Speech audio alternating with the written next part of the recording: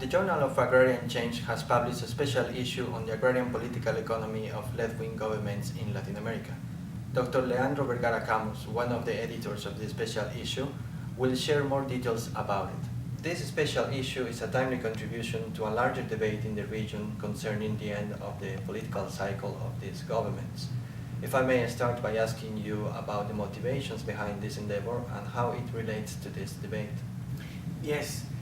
Well, this cycle of left-wing politics sort of starts in the 1990s with several indigenous and peasant movement in Bolivia, Ecuador, in Brazil, mobilizing against neoliberal governments, sometimes bringing them down, changing governments, and then by the mid-2000s you have several left-wing politicians and political parties that come to power. And then we have about 10 years of these experience, so we have plenty of time to be able to assess what they've managed to do, what the dynamics has been, what the challenge for social movements been. So the issue looks at several cases. It looks at Argentina, it looks at Bolivia, looks at Ecuador, Brazil, Nicaragua, Paraguay, and Venezuela. Our discussion is more geared at agrarian issue, at agricultural policies, but it's still very much in debate with this early debate about the role of the state in social change. The issue gathers contributions covering various countries throughout Latin America, yet in the concluding paper, you and Cristobal K. identified 8 major trends around the agrarian policies of these governments. If you could now comment on some of these.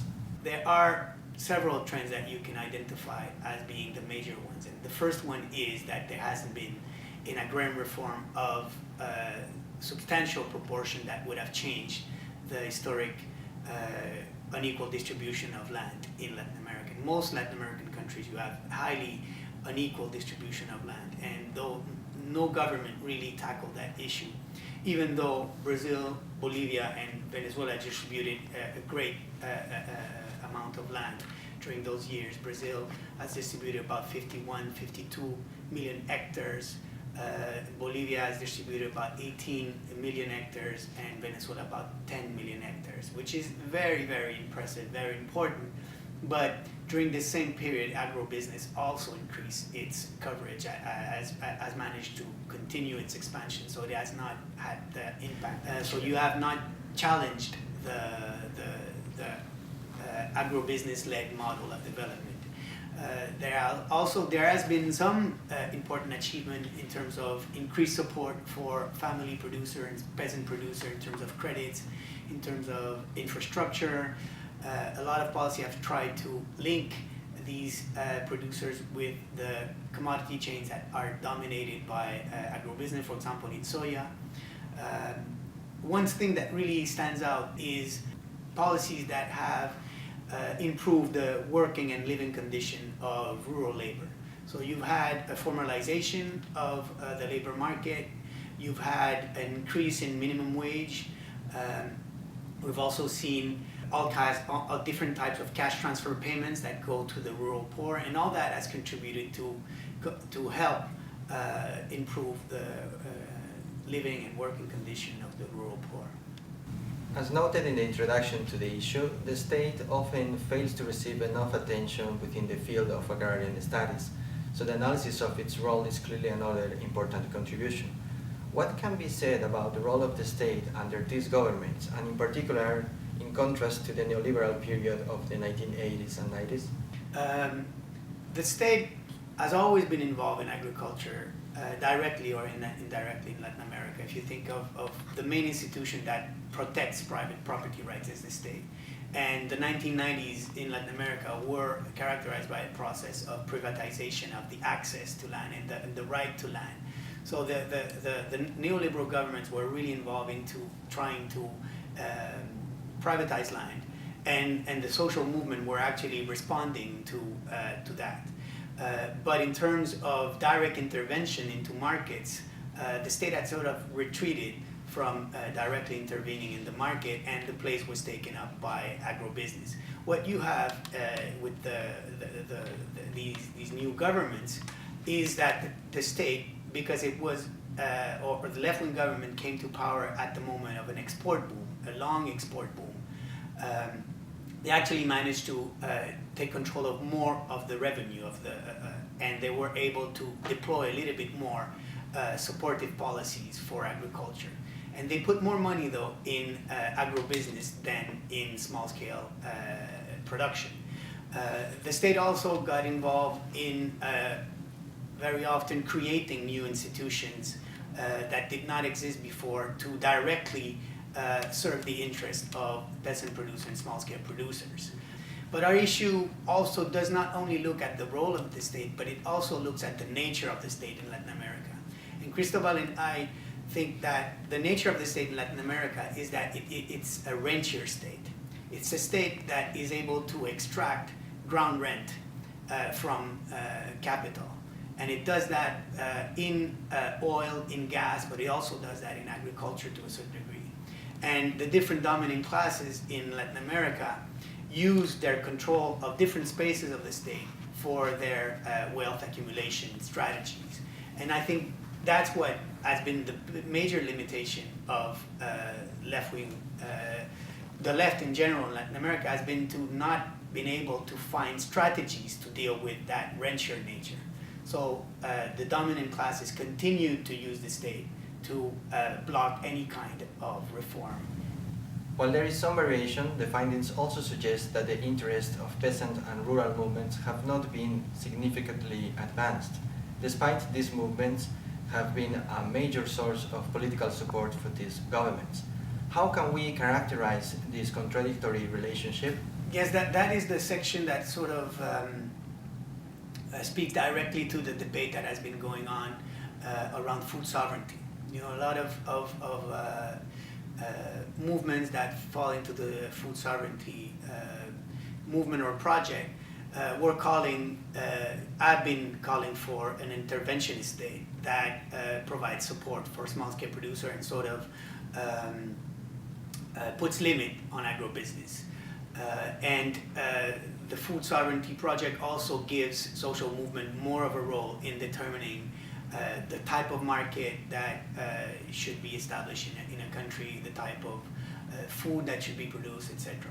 So a lot of analysts that were waiting to see what was going on and what was going to happen with the social movement were trying to see what kind of influence social movement would have on these governments.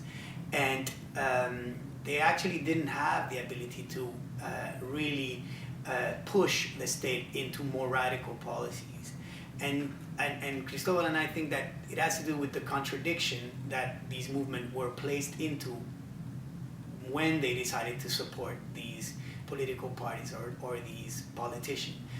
In some cases, for example, in Ecuador, the movements were already in a decline when Correa took power. In other places, Bolivia, for example, the movement were still very strong when Evo Morales took power.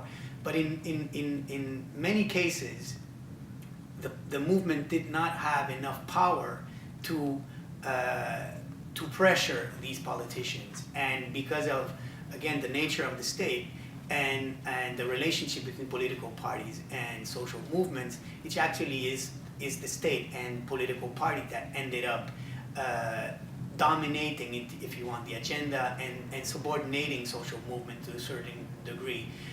At the same time, the state, with its clientelistic policies, also went directly, if you want, establish direct relationship with the grassroots membership of these movements, cutting the link between leaderships of the movement and their grassroots. So it completely transformed the relationship that existed between grassroots membership, political leaders, and political parties. So to a certain degree, what we argue, Cristobal and I, is that this form of organizing social movement and political party has come to an end with these experiments, because what we've seen is that movements are not able to pressure the state when they are part of it. Finally, the relationship between these governments and landed elite has also been problematic, as shown by the impeachment process against Lugo in Paraguay and Rousseff in Brazil.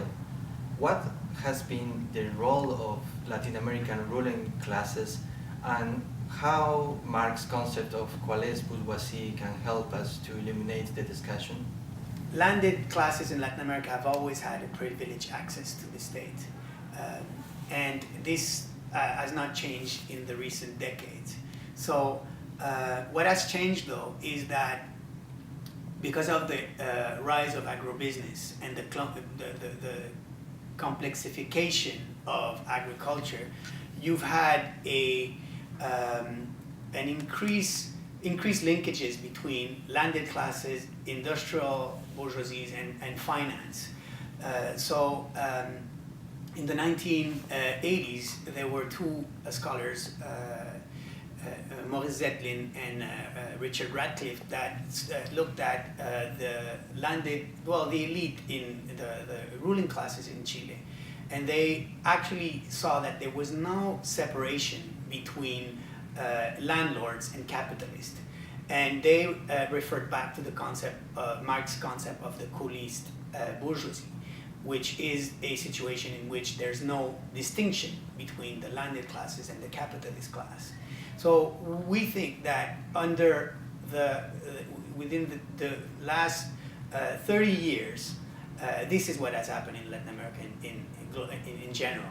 You've seen the interest of the landed classes and in the industrial classes and finance becoming way more intertwined than in the past. So we cannot speak of a landed classes that is separated from the capitalist class. So this creates a situation that it makes it even more difficult to transform a society, because the dominant classes are much more intertwined than in the past. That is one of the main conclusions of the special issue.